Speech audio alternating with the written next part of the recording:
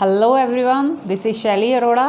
Start कर रहे हैं हम चैप्टर मोशन का पार्ट सेकंड पार्ट में हम पढ़ने वाले हैं Newton's law of motion. Newton's law of motion. Who is Newton? Newton is said to be as father or called as father of physics. Newton is called as father of physics.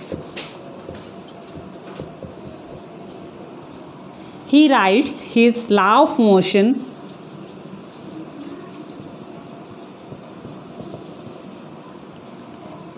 in his book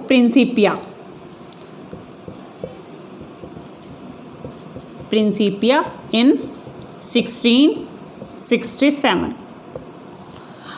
Newton को हम physics का father बोलते हैं। उन्होंने अब law of motion Principia book में लिखे थे 1667 में। 3 लॉ दिए Newton, first law of motion, second law of motion and third law of motion. One by one हम सभी को डिस्कस करेंगे। आइए, Newton first law of motion, it is also called as law of inertia और Galileo's law. ठीक है, law of Galileo इसका another name है लॉज ऑफ गैलीलियो।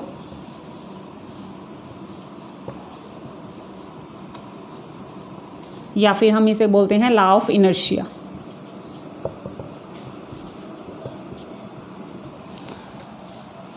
डेफिनेशन की बात करें, every object maintain its initial state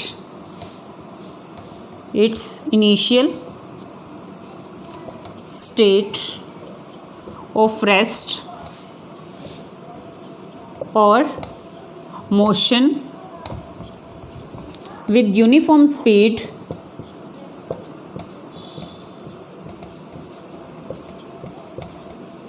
on a straight line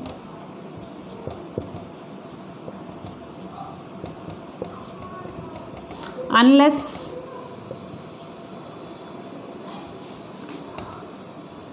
compelled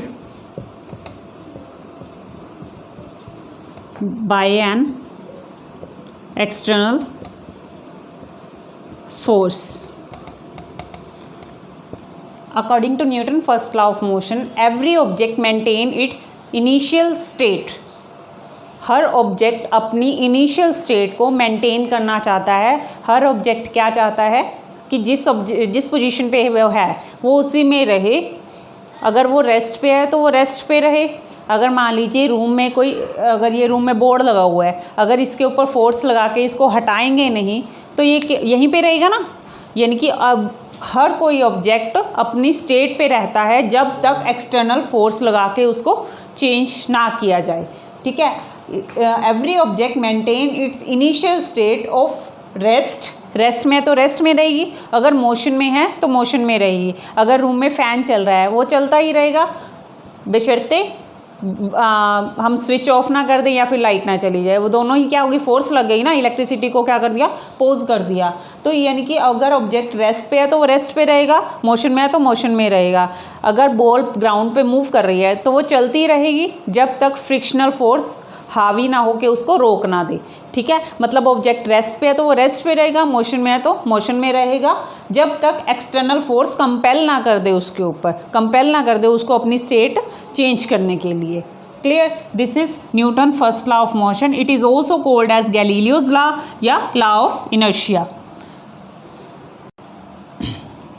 Newton first law को हम इनर्शिया भी बोलते हैं। तो आइए, इनर्शिया की डेफिनेशन भी सेम ही है, वैसे इसके टाइप्स भी बता दूंगी इसमें। Inertia is a inherent property of an object. Inertia is inherent property. Inherent मतलब ऑब्जेक्ट के अंदर होती है। Inherent property of an object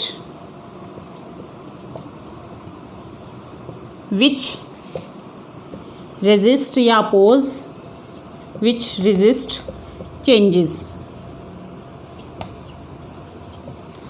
मतलब क्या है इसका, इनर्शिया इनहर्ंट प्रॉपर्टी है किसी भी ऑब्जेक्ट के अंदर। फॉर एग्ज़ाम्पल एक चेयर है, हमने उसको उठाना है तो उसको क्या करना पड़ेगा, ऐसे तो नहीं है कि उसको कहेंगे हट जा यहाँ से या आ जा यहाँ पे, ऐसा नहीं होता ना, बुलाने से तो नहीं आएगी चेयर, तो उस पर फोर्स लगानी पड़ेगी। कितनी फोर्स लगानी पड़ेगी, जितनी हम उसको चेयर को हम उठाने में लगाएंगे, कितनी उठाने में लगाएंगे कि उसके अंदर जितनी पावर है, जितनी उसके अंदर इनर्शिया है, उसके अंदर के फोर्स है, उससे ज़्यादा हम फोर्स लगाएं। क्योंकि वो ऐसा तो है नहीं, अगर छोटा बच्चा तो किसी बड़ी चेयर को उठाता है वो नहीं उठती, अगर कोई बड़ा उठाता है तो वो क्या करते हैं, वो चेयर को उठा सकता है ना। वो यही है कि उसकी इनहर्ंट प्रॉपर्टी है, चेयर की खुद फोर्स लगा रही है, एक इनहर्ंट प्रॉपर्टी है उसकी, ठीक है। जब हमारी फोर्स उसकी इनहर्ंट प्रॉपर्टी मतलब उसकी इनर्शिया से ज़्यादा हो जाती है तो ऑब्जेक्ट अपनी पोजीशन चेंज कर लेता है, अदरवाइज नहीं। Inertia is the inherent property of an object which resist और oppose the changes to maintain its state of motion और रेस्ट, ठीक है। चाहे वो मोशन में है तो भी बॉल तभी रुकती है ना जब हम फोर्स ज़्यादा लगा लें, मतलब फ्रिक्शनल फोर्स जब ज़्यादा हो जाती है बॉल के ऊपर तभी फुटबॉल रुकती है ग्राउंड में, क्लियर। यानी कि अगर ऑब्जेक्ट चल रहा है तो भी हमें फोर्स लगानी पड़ेगी उसके इनर्शिया से ज़्यादा, और अगर रेस्ट पे है तो भी हमें उसको चेंज करने के लिए उसकी फोर्स से ज़्यादा फोर्स लगानी पड़ेगी, क्लियर। इनर्शिया के 3 टाइप हैं, इनर्शिया ऑफ रेस्ट,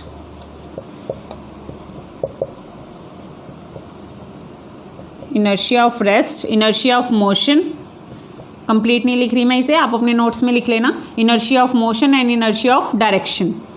यहीं पे मैं इनको एक्सप्लेन करती हूँ। इनर्शिया ऑफ रेस्ट में क्या है कि ऑब्जेक्ट रेस्ट पे है, ठीक है, ऑब्जेक्ट रेस्ट पे है, जब हमने उसको रेस्ट से मोशन में लेके आना है तो उस पर फोर्स लगानी पड़ेगी, inertia of rest. The inertia while an object is maintaining its position of rest. और मोशन में, अगर ऑब्जेक्ट मोशन में और हमने उसको रोकना है उसकी पोजीशन को, उसके जो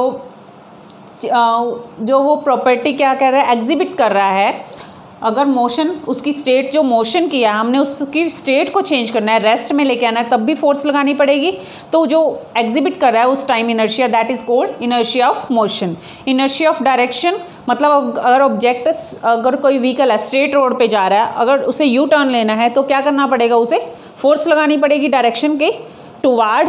तो ये क्या है, मतलब अगर वो कॉन्टीन्यूसली स्ट्रेट लाइन में जाना चाह रहा है तो उसको अगर चेंज करनी है तो हमें फोर्स लगानी ही पड़ेगी। जो ऑब्जेक्ट स्ट्रेट लाइन में जाते हुए जो इनर्शिया प्रोसेस कर रहा है that is called inertia of direction.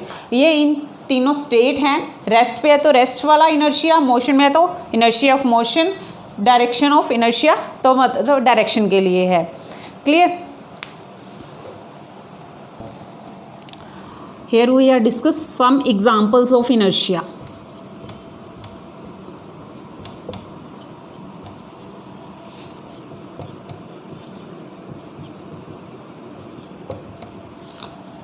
When a passenger stand in a bus, कोई पैसेंजर है, एग्जाम्पल ले रहे हैं, मान लीजिए मार्कर नहीं है, एक पैसेंजर है और ये डस्टर नहीं है, एक बस है, ठीक है, ये यहाँ पे खड़ा है। एकदम से जब अगर ये खड़ा है, बस रुकी हुई है, जब बस चलेगी तो क्या होता है, पैसेंजर पीछे की तरफ गिरता है। ये क्यों गिरता है, क्योंकि इसके फीट देखिए, मान लीजिए ये पैसेंजर है, इसके फीट और ये आपका डस्टर नहीं, ये फ्लोर है, बस का फ्लोर है। जब ये मूव करेगा, ये आगे की तरफ मूव करेगा तो पैसेंजर क्या करता है, पीछे की तरफ गिरता है, ठीक है। ये क्यों गिरता है, रेस्ट ऑफ इनर्शिया की वजह से, क्योंकि ये खड़ा है, रेस्ट पे है, रेस्ट में ही रहना चाहेगा। रेस्ट में अगर रहना चाहेगा तो क्या करेगा, ये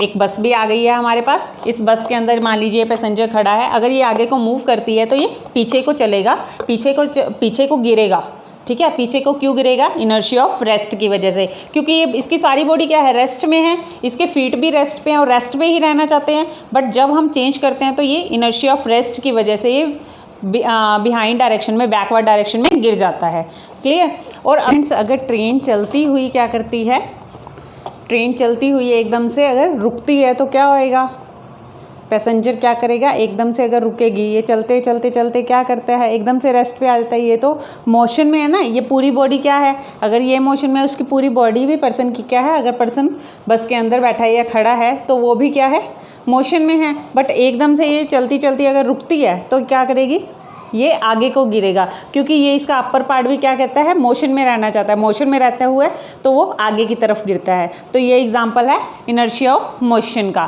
थर्ड जो एग्जाम्पल है इनर्शिया ऑफ डायरेक्शन का, वो क्या है कि अगर व्हीकल है, फॉर एग्जाम्पल ये कार ही है, ये स्ट्रेट जा रही है, कोई प्रॉब्लम नहीं है अगर सेम डायरेक्शन में जा रही है, बट जैसे ही इसको चेंज करनी है डायरेक्शन तो क्या करेगा, एकदम से इसके अंदर वाले पैसेंजर को झटका लगता है, वो आगे की तरफ, स्टेयरिंग अगर कार चला रहा है या बस चला रहा है पर्सन, ठीक है, जो ड्राइवर है एकदम से क्या करता है, ये साथ वाला पर्सन है, एकदम से आगे की तरफ गिरता है। वो क्यों गिरता है, वो इनर्शिया ऑफ डायरेक्शन की वजह से गिरता है।